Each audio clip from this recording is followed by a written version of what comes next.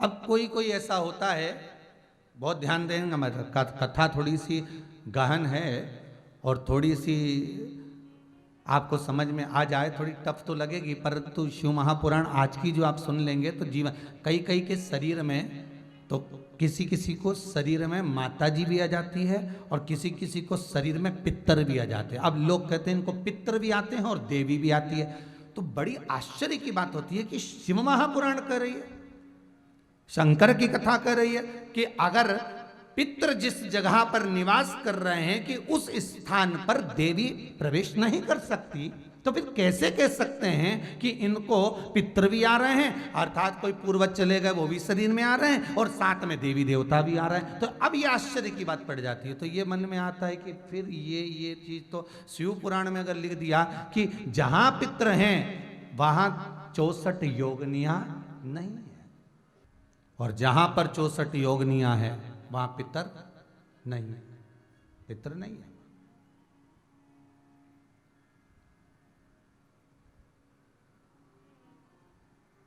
एक छोटा सा उपाय,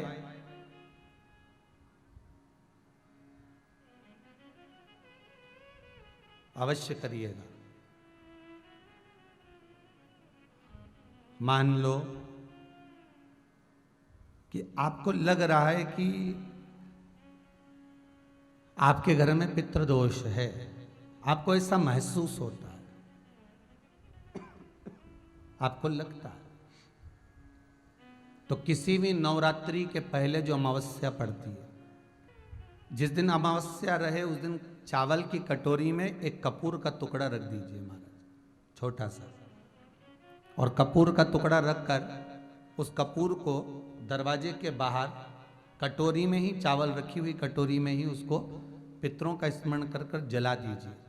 और जलाने के बाद उस चावल को कहीं भी किसी भी वृक्ष की छांव में पक्षियों के लिए डाल दीजिए। शिव महापुराण की कथा कहती है अगर मान लो पितर आपको कष्ट दे रहे हैं, पितर आपको तकलीफ दे रहे हैं, कोई काम नहीं होने दे रहे हैं, या कहीं आपको ऐसा लगता है कि पितरों का दोष है, तो वो पितृ दोष देवी, अब ये जो आप करेंगे ये कब कर रहे हैं? अमावस्या के दिन आप उसको रख रहे हैं, अमावस्या के दिन उसको रखकर रात भर आपने रखा कपूर के साथ में, सुबह एकम पड़ गई, नवरात्रि लग गई, उसी दिन उसको जलाकर आपने पटक दिया। अर्थात उससे देवी और पितृ इन दोनों का आशीर्वाद जो प्राप्त होता है, तो घर में से पितृदोष समाप्त होकर लक्ष्मी की वृद्धि प्रारंभ हो जाती है, कार्य में सिद्धता आ जाती है। मान लो अगर पितृदोष है तो करो, नहीं है बड़े अलमस्ती से रहो, तो ये पितृदोष का स्मरण। तो यहाँ शास्त्र कह रहा है कि पितरों का जो लोक होता है, पितर जो लोक होता है, उस पितृलोक में 64 योगिनियां प्रवेश नहीं करती। अच्छा, आप लोगों को मालूम होगा जिनके यहाँ पर देवी जी बैठती है या कलश की स्थापना होती है आप लोगों में से कौन क्या होती है? कलश की स्थापना होती है, देवी जी बैठती है या जवारे बोते हैं, अभी नहीं बैठते, बोते होंगे जब तो बोते होंगे, बड़ी देवी जी में या छोटी देवी जी में तो कहीं कलश रखते हैं, जवारे बोते हैं, कहीं कहीं पर फोटो रख देते हैं, कहीं कहीं पर ज्योति जला देते हैं। तो एक नियम आपने देखा होगा कि आपके पूर्वज क्या करते करते आए कि घर में जरा सफाई करो, फिर हमारे यहाँ उस समय पर चूना चलता था, तो चूना पुदवा देते थे, ढिग लगवा देते थे, गोबर से लिपवा देते थे, जहाँ पर माता विराजमान होती थी उस कमरे को पूरा साफ किया जाता था, पूरा पोता जाता था। भले दिवाली बाद में आती थी, पर पहले उस कमरे को पोत दिया जाता था, उस कमरे को साफ कर दिया जाता था जहां देवी विराजमान होने वाली है। क्यों? उसका कारण होता था क्योंकि उसके पहले पितरों का भाव उस जगह पर होता था, क्योंकि 16 दिन तक 16 श्राद्ध के पितर वहां निवास करते थे, वो जाएं उसके बाद हम लोग उसकी सफाई कर दें, क्योंकि जहां पितरों का वासा है वहां पर देवी का वासा नहीं होगा, प्रवेशता नहीं कर पाए। भगवान शिव कह रहे हैं कि पितृलोक में मैं स्वतः जाऊंगा और मैं जाकर निमंत्रण पत्रिका उनको प्रदान करूंगा।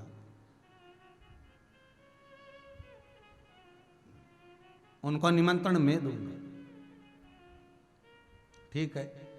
भूत भावन भूतेश्वर शंकर भगवान जब गए पितृलोक में, तो जितने भी पितृ थे वो सारे की सारे आदर से खड़े हो गए और खड़े होकर भगवान शंकर का स्तवन करने लगे। तो बाबा भूत भावन भूतेश्वर हाथ जोड़कर पितरों को निमंत्रण देते हुए कहते हैं कि आप एक निवेदन मेरा स्वीकार करिए कि जिस जगह पर मुझे हल्दी का लेपन होगा, जहां पर मैं प्रवेश कर कर जिस मंडप के अंतर्गत बैठकर हल्दी का लेपन करवाऊंगा, या गौरा पार्वती जिस मंडप के नीचे बैठकर वस्त्र धारण करेगी, अखंडता धारण करेगी, मंगल विवाह होगा, निवेदन है कि वहां पर मेरी 64 योगिनियां भी पहुंचेंगी। इसलिए आप एक दिन पहले ही मंडप के अंदर प्रवेश कर जाएं और उस मंडप में अपना भाग ग्रहण कर कर वापिस चले जाएं। इसलिए हिंदू धर्म की रीति है कि जब हमारे यहाँ मंडप लगता है तो उस मंडप में पितरों की पूजन आज भी होती है। कितने लोग हैं जिनके यहाँ होती कि नहीं होती? हाथ उठाओ जरा। होती है ना आज भी? आज भी नियम है कि हमारे यहाँ आज भी विवाह में, शादी में, विवाह जब होगा अपनी जगह पर होगा, पर मंडप के अंतर्गत जब मंडप लगता है, मंडप को छाया जाता है, तब हमारे पूर्वजों को, हमारे पितरों को, हमारे पूर्वजों का स्मरण वहां पर किया जाता है। और उसमें कई कई लोगों के यहाँ तो चावल बने, कड़ी बने, पूड़ी बने, जो बनाना हो बनाओ, पर पूर्वजों का, पितरों का वहाँ स्मरण किया जाता है। वहाँ धूप छूटती है, पितरों का नाम लिया। क्यों? ये तो बाद में भी कर सकते, पर नहीं, अगर आज हम पितरों को दे देंगे तो ये पितर लेकर चले जाएंगे और यहाँ पर फिर भगवान जो बारात आएगी, शंकर आएंगे, 64 योगिनी आएंगी, देवी देवता आएंगे, तो उनका भाग प्रारंभ हो जाएगा। आज भी हमारे यहाँ नहीं। अच्छा, कई लोग पूछते हैं कि मंडप में पितरों का क्या काम है, तो उसकी कथा यहाँ शिव महापुराण कर रही है कि शंकर के ब्याह से जोड़ी गई। जब बैसाख के महीने में शुक्ल पक्ष की पंचमी तिथि के दिन बारात लेकर गए थे और विवाह जब भगवान शंकर का हुआ था, कौन से महीने में हुआ था? बैसाख के महीने में शुक्ल पक्ष की पंचमी तिथि के दिन भगवान शंकर का विवाह हुआ था। शिवरात्रि के दिन तो भगवान शंकर के शिवलिंग का प्रागट्य हुआ था। भगवान शंकर का अगर जन्मोत्सव हम मना सकते हैं तो कौन से दिन मना सकते हैं? जम के बोलियो, शिवरात्रि के दिन। इस दिन ब्रह्मा और विष्णु ने जो पर्वत को घुमाया और उस पर्वत को घुमाने से एक अग्नि का खंभ प्रकट हुआ।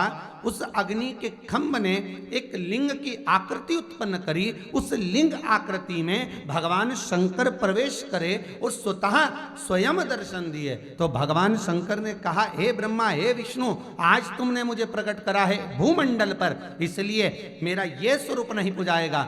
जो आकृति आपने इस पर्वत को घुमाने से प्रकट करी है, वही आकृति शिवलिंग के रूप में इस भूमंडल पर पूजाएगी। इसलिए शिवरात्रि के दिन भगवान शंकर का प्रागट्य दिवस है, जन्म दिवस। और वैशाख महीने में शुक्ल पक्ष की पंचमी तिथि को भगवान जब बारात लेकर चले, विवाह करने के लिए चले, उस समय पर भगवान आनंद कंद परमात्मा, भगवान भूत भावन भूतेश्वर कहते हैं कि बहुत दिनों से इंतजार कर रहे थे कि अब बारात लेकर जाएं, अब बारात लेकर। ये कथा हमने पहले भी सुनाई है। तो भगवान कहते हैं कि मेरा मुहूर्त नहीं आया, तो इंतजार करते रहे कि बारात कब लेकर जाना है। तो बार बार ब्रह्मा जी ने पूछा, बार बार भगवान विष्णु ने पूछा कि तुम बारात लेकर क्यों नहीं जाते, आखिर आगे क्यों नहीं बढ़ते। शंकर भगवान मन में सोचते हैं कि पितृलोक के सारे पितर एक बार में अगर भोजन कर कर चले जाते हैं मंडप के नीचे, तो मुझे बारात ले जाने में देरी नहीं होगी। फेरे तुम्हारे समय पे चालू हो सकते हैं, रिसेप्शन समय पर चालू हो सकता है, सारा काम शादी का समय पर चालू हो सकता है। बस एक काम मंडप का ऐसा होता है जो कभी समय पर चालू नहीं होता। वो आगे पीछे हो ही जाता है, भले 20 मिनट हो, आधा घंटा हो, 1 मिनट हो, 15 मिनट हो, पर आगे पीछे क्यों? उसमें पूर्वजों को, पितरों को आने में कितना समय लग रहा है और पितरों को जाने में कितना समय लग रहा है, ये वो निश्चित करते हैं। पितृलोक के जब दरवाजे खुलते हैं, पितर जब प्रवेश करते हैं, तो वो जाने और आने में उनका। तो शंकर जी कह रहे हैं बारात में अभी लेकर नहीं जाऊंगा, अभी रुक। इंतजार करते हैं भूत बाबा। और भगवान शंकर बार बार इंतजार कर रहे हैं और बार बार कहा जा रहा है कि अब बारात लेकर चलो, अब बारात लेकर चलो। शिव जी कहते हैं नहीं नहीं, अभी नहीं जा सकता, मैं अभी नहीं जाऊंगा। अगर मैं अभी जाता हूं तो श्रेष्ठता नहीं है मेरी। तब भगवान विष्णु कहते हैं, आपने सबको बुलाया है, तो सब आए भी हैं महाराज, इनको लेकर जाना भी है। अर्थात मेरा शिव कहता है कि जीव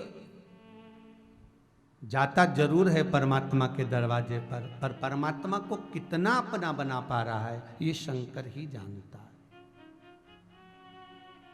शिव ही जानता। एक पत्थर का टुकड़ा, एक पत्थर की मूर्ति एक बार मंदिर के अंदर जाती है और वो भगवान बन जाती है, और इंसान रोज मंदिर जाता है तो भी इंसान नहीं बन पाता। पत्थर चेंज हो गया, बदल गया, पत्थर का स्वरूप बदल गया, पत्थर अपने आप में बदलकर भगवान बन गया।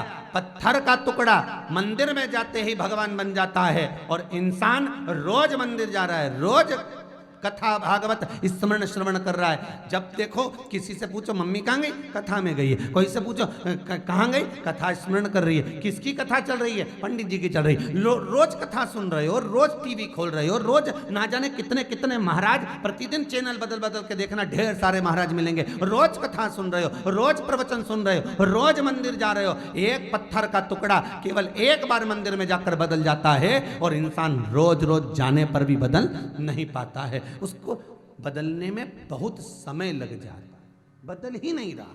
एक मंदिर में सभी लोग पूजन करने जाते थे, आज मंदिर में आकाशवाणी हुई। जो शंकर भगवान की सही पूजन करता है, भाव से पूजन करता है, उसके लिए ऊपर से सोने का थाल आ रहा है। अब सोने का थाल आया तो पंडित जी बोले देखो सबसे ज्यादा पूजन हम ही करते हैं, भगवान को निलाना करना, ये वो श्रृंगार वगैरह, बेलपत्री वगैरह सब चढ़ाना करना। जैसे ही सोने का थाल आया, चांदी की चौकी पर वो रखाया, सोने के थाल में सोने के कटोरे, सोने का गिलास, भोजन सब रखा था। पंडित जी बोले पहले मेरा हक बनता है, मैं लेकर जाऊंगा।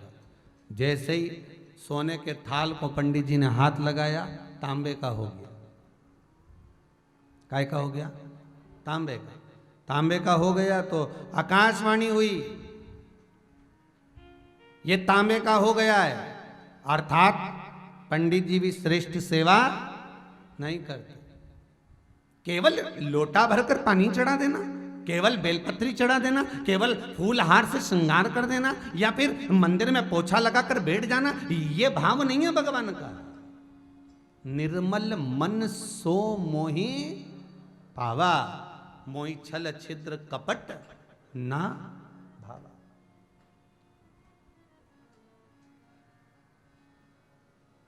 दो घंटे से बैठी भगवान का श्रृंगार करने,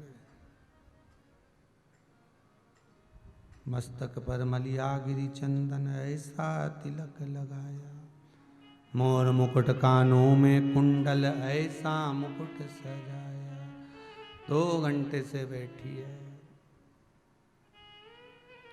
अब ना जाने कौन सा काम लेके बैठी थी, गुस्सा बहुत आ रहा है, अंदर से कुड़े जा रही और श्रृंगार करते जा रही। भगोनी दूध की गैस पर रख दी और पूजन करने बैठ गई। पंखा चालू कर दो जरा, देखो तो, अरे सुन रहे हो, हाँ बोलो, पंखा चला दो। पति बोल रहा भगवान को ठंड लग जाए।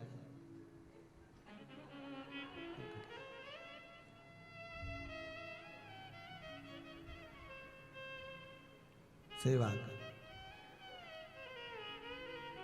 किसी का फोन आया, बात कोई कर रहा है, कान पूरी इंद्री, श्रवण इंद्री वहीं पर है।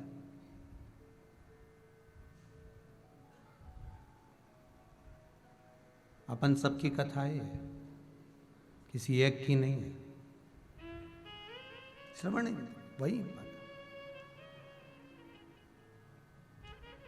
सेवा हम करते हैं, पंडित जी बोले हम मंदिर सजाते हैं, हम भगवान का श्रृंगार करते, हम जितना करते कोई नहीं करता। सोने का थाल हमारा होगा, हाथ लगाया तांबे का हो गया। सामने का पंडित जी हटो यहाँ से। एक बोले कि मैं रोज मंदिर आता हूँ, बाल्टी में पानी कुएं का मैं ही खींचता, लोटा भी नहीं रखता, मेरे ही पानी को सब चढ़ाते। भगवान देखना ये सोने का थाल मेरा होगा। फिर सोने के थाल को उस व्यक्ति ने हाथ लगाया तो तांबे का हो गया, फिर तांबे का हो गया।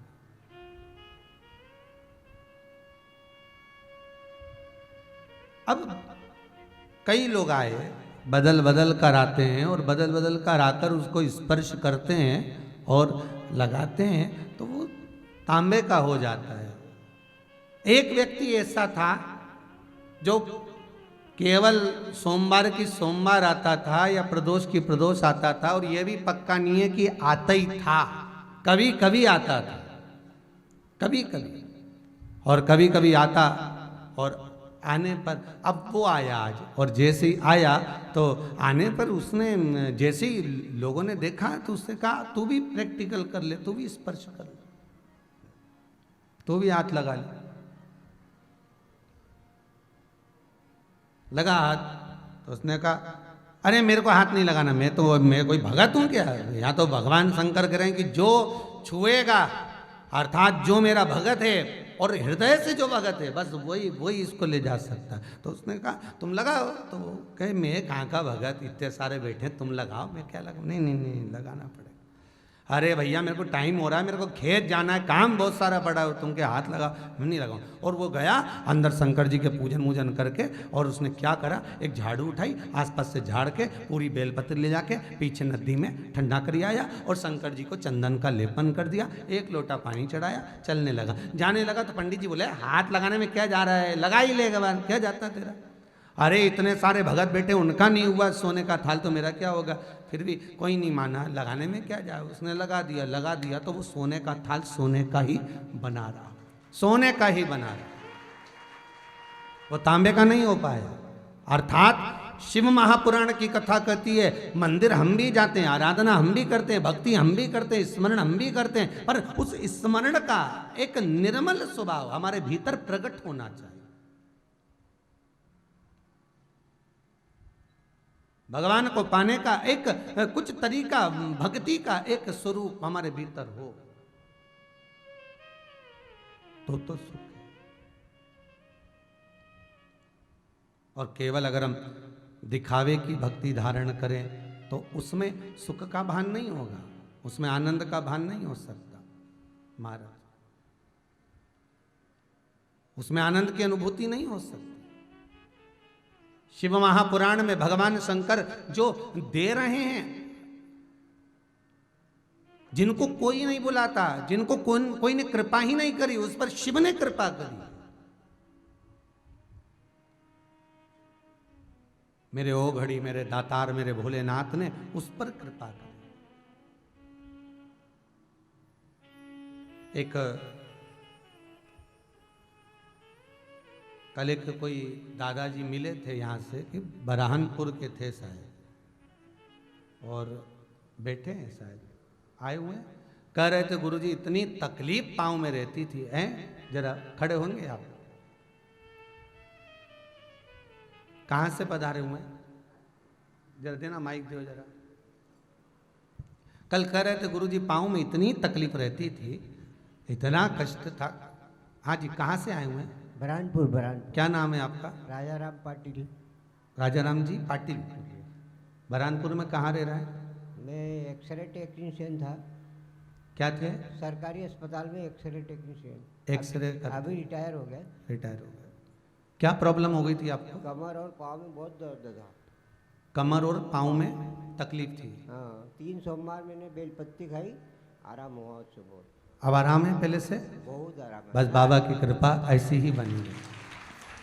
तो कह रहे थे गुरुजी मैंने भी हॉस्पिटल में सर्विस करी है, और मेरे को, मैं एक्सरे करता था हॉस्पिटल के अंतर्गत, मेरे कमर में और घुटने में बहुत ही तकलीफ हो गई, पर सोमवार बेलपत्र खाना प्रारंभ करा, जैसा बताया शिव पुराण में उसके अनुसार अब बाबा ने कृपा कर दी, ना कमर में दर्द है ना पाँव में दर्द है। उसका कारण केवल एक है, बेलपत्री वही है, बेलपत्र वही है, बस शंकर का स्पर्श हो गया और स्पर्श होने के बाद आपका विश्वास हो गया। विश्वास है, महाराज जी देखिएगा, विश्वास में आगे वी है और पीछे श्वास है। श्वास है तो शरीर टिका है और विश्वास है तो भगवान टिका है। अगर विश्वास है तो भगवान,